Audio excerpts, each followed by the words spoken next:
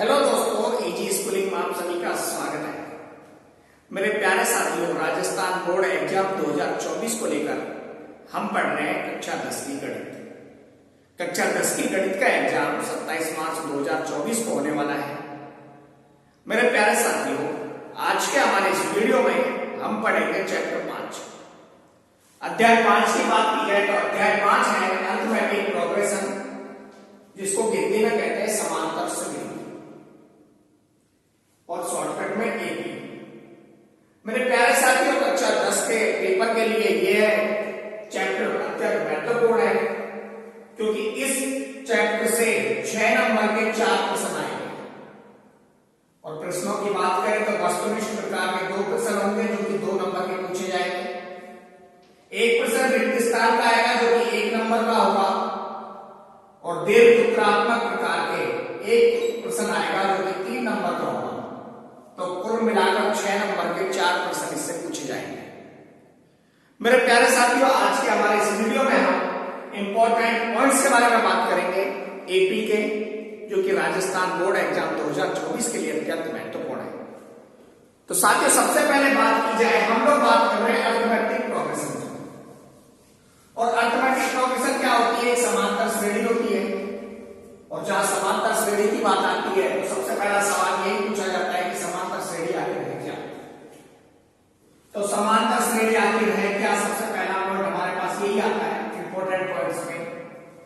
तो एक ऐसी श्रेणी, या यूं कहें कि संख्याओं की एक ऐसी श्रेणी जो एक निश्चित संख्या जोड़ने या घटाने पर प्राप्त होती है, क्या कहलाती है? समांतर श्रेणी कहलाती है।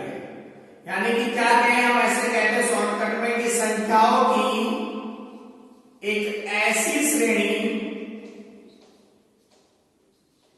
जो किससे प्राप्त हो रही है? जो एक निश्चित संख्या, जो एक निश्चित संख्या को जोड़ने या घटाने पर प्राप्त हो। निश्चित संख्या को जोड़ने या घटाने पर प्राप्त हो, क्या कहलाती है? समांतर श्रेणी कहलाती है। और ये जो निश्चित संख्या है ना, इसी को कहते हैं सारवय अंतर। क्या कहते हैं? सारवय अंतर, जिसको डिनोट किया जाता है डी से। एग्जाम्पल के लिए माना जाए, एक श्रेणी है 3, 5, 7, 9। तो 3 में 2 जोड़ने पर कितना प्राप्त हुआ? 5। 5 में 2 जोड़ने पर क्या प्राप्त हुआ? 7। 7 में 2 जोड़ने पर क्या मिला? 9। तो निश्चित संख्या क्या जोड़ी जा रही है? 2। और यही क्या है हमारे पास? डी। क्या है? डी। ये निश्चित संख्या ही हमारी क्या कहलाती है? निश्चित संख्या ही हमारी क्या कहलाती है? सारवय अंतर कहलाती है, जिसको कि डी से डिनोट किया जाता है। मेरे प्यारे साथियों, यदि एपी की बात कर रहे हैं, अरिथमेटिक प्रोग्रेशन की हम बात कर रहे हैं, और अरिथमेटिक प्रोग्रेशन की बात की जाए तो अरिथमेटिक प्रोग्रेशन में यदि a बराबर है प्रथम पद और d बराबर है सारवय अंतर, तो एक एपी का व्यापक रूप क्या होगा? व्यापक रूप होगा a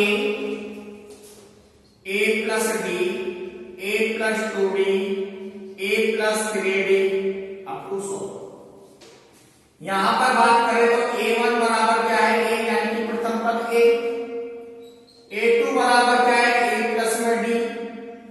a3 बराबर क्या है? a प्लस का 2d। अब बात करें सारवय अंतर की, तो सारवय अंतर कैसे निकला? देखो, पहला पद क्या है हमारे पास? a1, और दूसरा पद क्या है? a2। a2 माइनस a1 क्या हो गया? a प्लस d माइनस का a। तो a2 माइनस a1 बराबर कितना है? b। और इन सभी का अंतर, चाहे a3 माइनस a2 निकाले, चाहे a4 माइनस a3 निकाले, सभी का अंतर कितना आएगा? d, जो कि सारवय अंतर है इस एपी का। और यही एपी का व्यापक रूप है। अगर आपसे सवाल पूछा जाए कि एपी का व्यापक रूप लिखिए, जिसमें प्रथम पद a है और सारवय अंतर d है, तो क्या होगा? a plus d, a plus 2d, a plus 3d, a plus 4d, a plus 5d, a plus nd, n minus 1d चलते जाएंगे। अगर हमारे पास एक एपी है बात करें, यदि हमारे पास एक एपी है और एपी के क्या निकलवाएगा, एपी का एनवा पद, तो एनवा पद निकलवाएगा कि एनवा पद कौन सा है, तो उसका फॉर्मूला होता है ए प्लस में एन माइनस वन गुणा में डी, जहां पर ए होता है प्रथम पद, डी होता है सार में अंतर और एन होता है पदों की संख्या। इस सवाल में कई चीजें पूछ सकता है, तो इसको ए एन बराबर ए प्लस एन माइनस वन गुणा में डी लिखते हैं। कई बार क्वेश्चन क्या पूछेगा कि ए एन हमसे निकलवाएगा कि हमारे पास एपी का एनवा पद निकलवाइए, या यूं कहें कि अंतिम पद ज्ञात कीजिए, इसको अंतिम पद भी कहते हैं, एनवा पद भी ज्ञात करते हैं। कई बार पूछ लेगा कि एपी का प्रथम पद बताइए, कई बार पूछेगा कि पदों की संख्या निकालिए, और कई बार सार में अंतर पूछ लेगा। तो आपको घबराना नहीं है, हमें पता है एपी का एनवा पद है, एपी का अंतिम पद ए एन बराबर क्या होता है, ए प्लस में एन माइनस वन गुणा में डी, और इसी से हम क्या निकाल देते हैं, ये चारों चीजें हम ए एन भी निकाल सकते हैं, ए भी निकाल सकते हैं, एन भी निकाल सकते हैं, डी भी निकाल सकते हैं। इन्हीं तीन को हमें दिया जाएगा और एक हमें इसमें से निकालना है। फोर्थ पॉइंट की बात करें, छोटे छोटे से पॉइंट है इसके। फोर्थ पॉइंट जो इंपोर्टेंट है वह है एपी के एन पदों का योग, और इसका फॉर्मूला है एस एन बराबर एन बटे दो, 2a प्लस में एन माइनस वन गुणा में डी,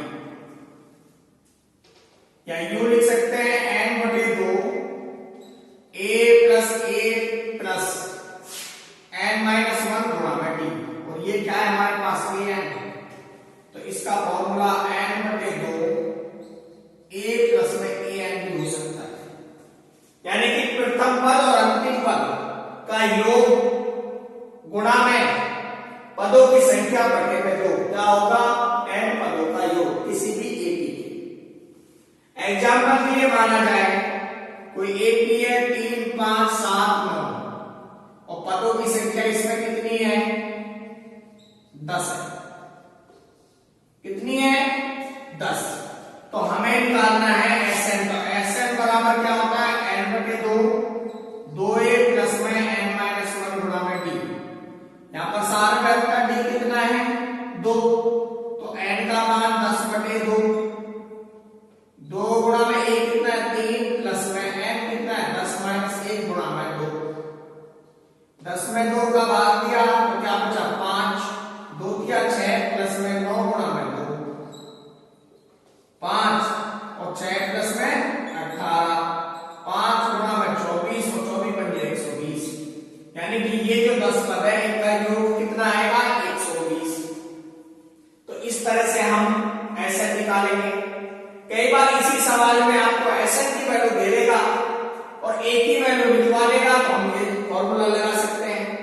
कई बार क्या करेगा, एसएन देगा, एन की वैल्यू निकलवा लेगा, तो हम लगा सकते हैं। तो इस तरह से इस फॉर्मूले के द्वारा हम इनको चेंज कर करके निकाल सकते हैं। कई बार क्या कहता है कि एपी का जो एनवा पद है वो एन है, इस एन को किसके बराबर लिख देता है, एन के, तो क्या आएंगे एन बटे दो ए प्लस में एन, और इससे ये भी फॉर्मूला किसका है, एस एन, इसका है एस एन एपी के एन पदों का योग।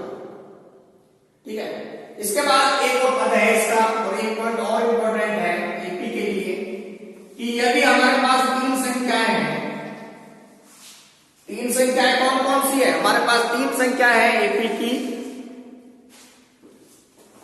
यानी कि ए बी और सी, और ये तीनों संख्याएं कैसी है, समांतर श्रेणी में, समांतर श्रेणी में है।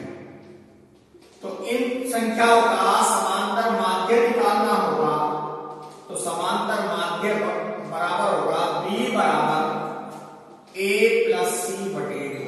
ये भी एक अत्यंत महत्वपूर्ण टॉपिक है इस चीज का। तो समांतर श्रेणी के ये अत्यंत महत्वपूर्ण पॉइंट है। कुल मिलाकर 5 पॉइंट है हमारे पास जो महत्वपूर्ण है, और इनसे हम पूरी एपी सॉल्व करेंगे। क्वेश्चन कुछ भी मिले हम एपी सॉल्व करेंगे। कल के हमारे वीडियो में हम इस चैप्टर के वस्तुनिष्ठ प्रकार के कुछ प्रश्न लगभग 15 और लगभग 15 खालिस्तान हम सॉल्व करेंगे, जो कि आपकी परीक्षा के लिए अत्यंत महत्वपूर्ण है। इसलिए वीडियो रोजाना देखें, शाम को